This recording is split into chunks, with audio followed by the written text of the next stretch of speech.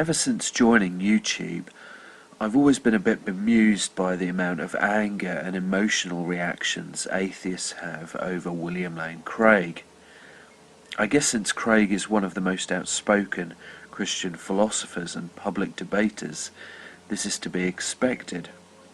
However, what is deeply concerning are the levels some atheists are willing to descend in order to try to discredit their opponents. Going back now to thunderf00t's video entitled William Lane, 2 Citations Craig. It's kind of funny that exactly the same day thunderf00t uploaded that video, this article appeared in the Guardian newspaper in the UK. Philip Bell accused it of being the academic equivalent of the stag's antlers. In other words, Dr. Mason is doing nothing other than dick measuring at this point. Then there are academic institutions which warn about the abuses of overly simplistic comparisons of H-index figures. Notice the advice here from the University of Southampton, which states that you can only compare values within a single discipline. Dr. Mason fails to heed this advice with his shoddy video. The article even points out that such a cross-discipline comparison might make an average medical researcher look good compared to a world-class mathematician. It's also interesting that the article picks out the humanities as an area to be wary of too. Another reason to beware of Dr. Mason's figures are that a couple of the papers which he cited had only just been published, but Dr. Mason doesn't bother to tell you this. So what happens when we take professional advice and compare Dr. Craig with only people in his own field? Well, the latest H-index comparison I could find in philosophy of religion was done back in 2007 and as one might expect, Alvin Plantinga was rated first. However, you will also notice Dr. Craig at 14th. In the top 20 on an H-index in your own field of study could well be worthy of saying something like world class. Going back to the professional advice about not comparing across subjects, perhaps we might be tempted to say that a naive comparison of H-index results might make an average scientist look better than a world-class philosopher. But of course, keep in mind that real academics don't like talking this way about themselves. I've certainly never heard a university professor quoting his H-index results to gain kudos. Notice the extremely highly regarded Linda Zagzebski up there alongside Craig.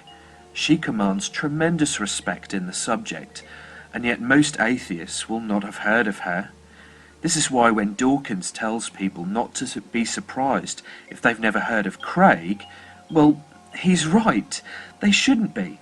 Unless you read lots of philosophy of religion or closely related subjects, you would never know who these people are. Also notice the atheist philosopher Michael Tooley, also rated 14th alongside Dr. Craig. Is Dr. Mason ready to accuse Michael Tooley of being an academic midget? I, for one, would love to see that video, but it's not going to be made, and we all know why. On that same list, down in 32nd place, is an oft-cited atheist philosopher who again commands the highest respect in the philosophy of religion, Graham Oppy. Well, if Craig is a midget at 14th, is Oppy an intellectual teddy bear compared to Dr. Mason? One more interesting thing to notice is that in a highly regarded lighter blog, there was research done on the most discussed metaphysicians, and alongside names such as Kripke, Carnap, Strawson, Descartes and Maudlin was William Lane Craig. This is interesting because metaphysics is not even Craig's main field.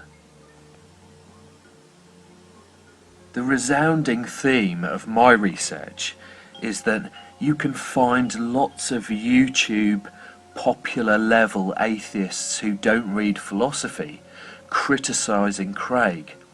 What you won't find is too many people within the philosophy of religion, or within philosophy more broadly, doing such criticisms of Dr. Craig.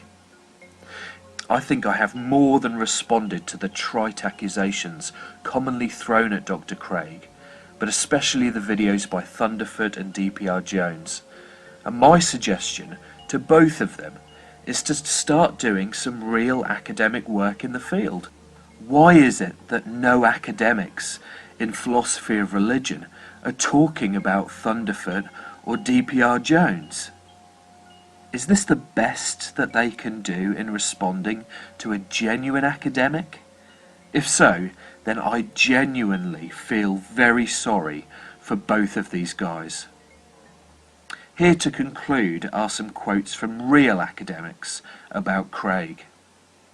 Well, I've only had the pleasure of meeting Dr. Craig once. We were on a panel together at the Christian Book Expo in Dallas the other day.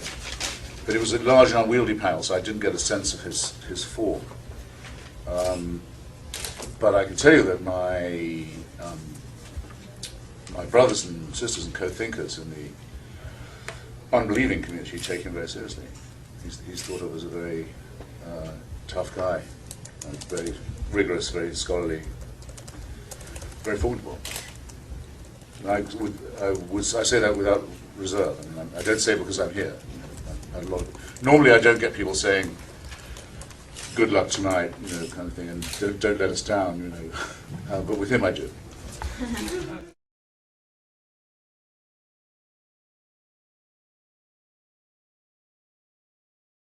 He's the author of over 30 books and over 100 peer-reviewed articles in philosophy and theology. I'm just going to mention a couple of those books. The Cosmological Argument from Plato to Leibniz, that's actually my own copy, dated 1980. I got it when studying the B.Phil here, studying philosophy of religion under Basil Mitchell. And it was clear even then that Bill's book was a new landmark in discussion of the cosmological argument.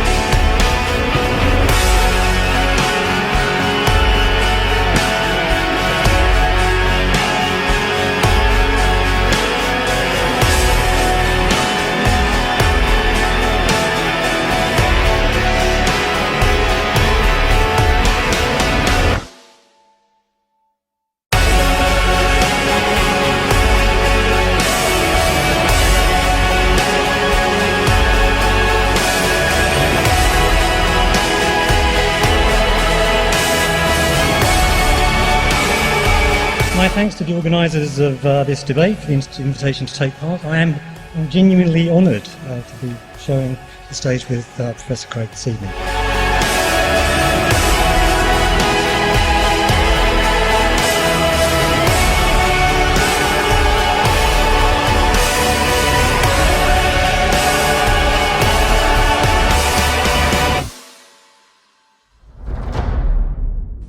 Just very lastly, I'd like to point out, if you look at the Wikipedia article that thunderf00t himself gave you a little quotation from at the top of the article, if you go down to the bottom of that article, you will find 10 criticisms of the H-index. Two of the most important listed there being that the H-index does not consider the context of citations. So in other words, your citations might be negative ones. They might actually be citations where, you're being pointed out that you have made complete and utter fallacies. So a citation does not necessarily indicate anything about the performance of that academic. The H-index can be manipulated through self-citations as well. This is one huge problem that the H-index has. So citing yourself, if that makes it into the statistics on an H-index, that's also highly problematic. Also, you don't need to be any kind of philosopher of note to notice that if you're really genuinely suggesting that your prowess on an H-index gives you some kind of esteem as an academic, really you are making a very obvious ad populum fallacy, and this is just plainly obvious. So, in summary, thunderf00t, thank you for playing the game of popularist philosopher once again. We are getting very, very bored with especially atheistic scientists trying to have a go at this genre of thinking. Really, you're gonna need to work on it. I strongly suggest that you find yourself some very basic introductions to how to do philosophy and how to think in other ways other than scientific ways, because as things stand, thunderf00t, you're embarrassing me. You're a fellow Brit, and frankly I find it embarrassing that you could be this absurd.